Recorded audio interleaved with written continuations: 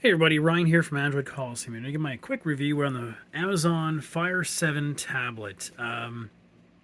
Again, everything's going to be basically couched in the fact this is only 80 bucks. $80 and you have a tablet.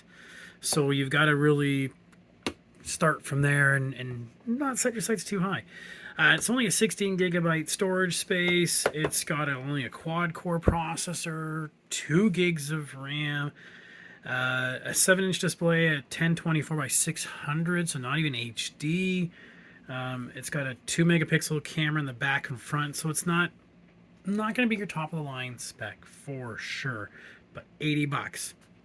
So the first thing up, you can feel that it's got a nice little rubberized texture in the back. You can tell this is going to be something that somebody's going to want to hold on to and use and not worry about slipping. So whether that's a young kid being placated in the car on a long car ride, or it's just somebody who wants to read a book for a long while. So let's get into it. First up, you gotta have to put a pin in. I hate having to put a pin on that all the time. Like you would think I'd have something. So there's the camera there, or you can use it like this, but then I cover my finger over the camera. It's a bit weird feeling. We have traditional sort of soft screen buttons there, or software buttons. We have a direct button that goes right into our devices. So if we had any Amazon Alexas or whatever, these would be set up here. You could see them. So I don't know why we don't. I have one at the office, but don't see it. Maybe it's because it's not on the same Wi-Fi. But then we're left with what is the Amazon skin of Android, and their icons are really kind of boring because do you know that this one that looks like these other ones is a browser, and that one's music, and that one's, well, I guess Alexa. You can sort of see by word, but you really would have wished they would have come up with a little better iconography for these things. So we can go into the Silk browser, and I can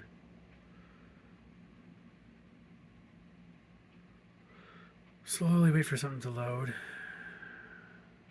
Yeah. Again, not very fast. And I'd only opened these up just before I started the video too. So interesting that even that is pretty slow. So you want to go and get apps on it for sure. You want to go take a look at the App Store itself.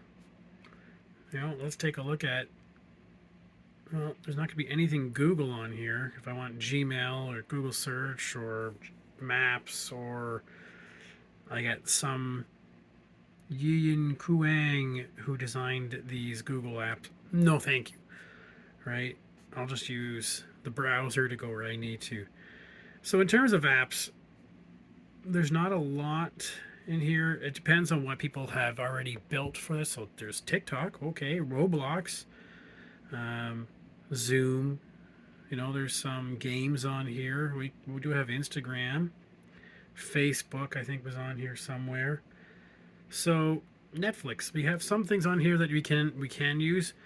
You're not going to probably find your banking app, or you're not going to find the app for my washer and dryer on here. Those are going to probably be limited, but you do have these other things. So I don't know. I found everything I tried playing around with here is just going to be super slow. So my patience level is not the greatest based on the fact that I'm used to flagship devices. So something at an $80 price point, I get a little irritated with. But that's just me. That's my own issue. But what is kind of nice, I can go into see my own library. Now, interesting, what doesn't show all of them, but I can open the Kindle app and see all my books.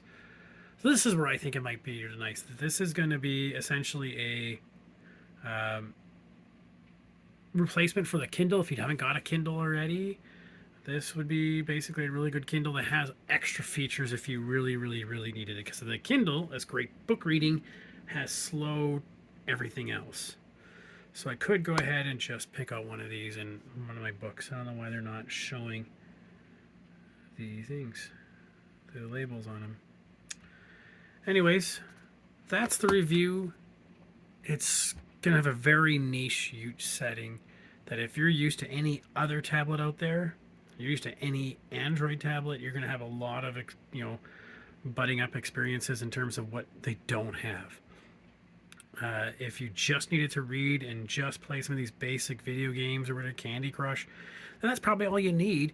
$80 is going to get you through a car ride. I think that's probably the most important part. Okay, I'll have a full review up on the website. If you have any questions, just give me a holler. Thanks.